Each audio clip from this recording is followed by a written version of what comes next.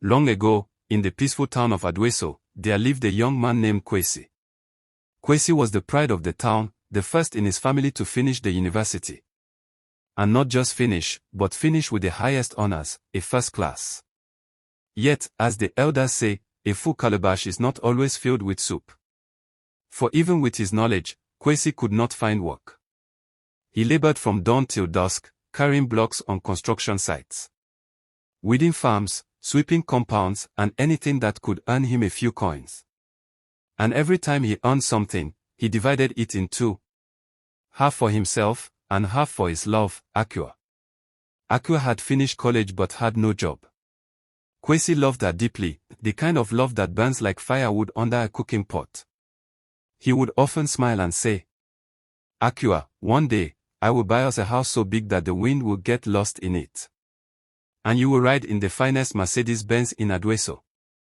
Though he had little, his dreams were vast like the sky. One day, by the sweat of his brow and the help of a friend, Kwesi found a small job for Akua at the village filling station as a sales girl. He was so proud, at last, his love could also earn something.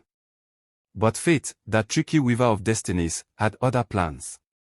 One bright morning, as Akua walked to work, a beautiful Lexus Jeep stopped beside her. Inside was a young man, dressed in fine clothes, with a smile rich enough to melt stone. He offered her a lift. She hesitated, then entered the car. From that day, the winds began to change. The rich man began to visit her, bringing gifts, gold earrings, perfumes from afar, and promises that sparkled brighter than Kwesi's dreams. Soon, her heart grew heavy with confusion. Though she loved Kwesi, she could not see a future in his dusty clothes and tired eyes.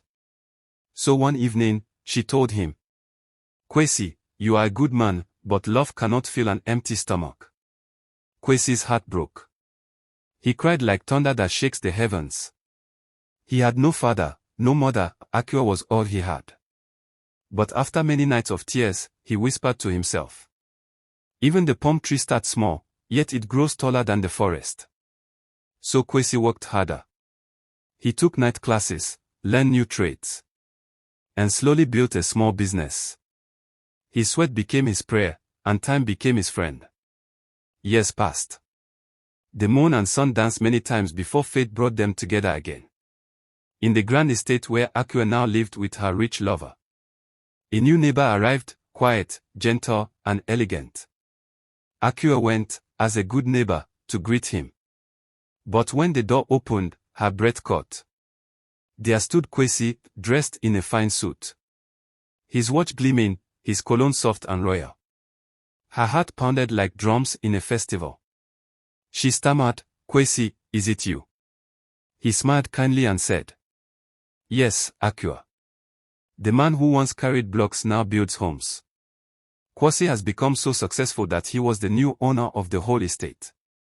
From that day, Akua could no longer sleep. The fine gifts around her no longer shined. The food no longer had taste. For she realized that while she had chosen riches, Kwesi had chosen growth, and the tree he planted had now borne fruit. The elders of Adweso still tell this tale under the moonlight. Do not leave a palm tree because it is short.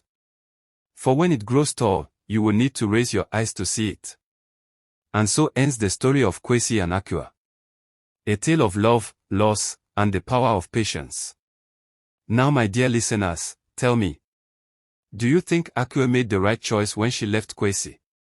Have you ever lost something, or someone, only to see them rise higher later? Let me know your thoughts in the comments below. I love reading your views, and remember, your story might inspire the next tale under the moonlight. And what lesson do you take from this story?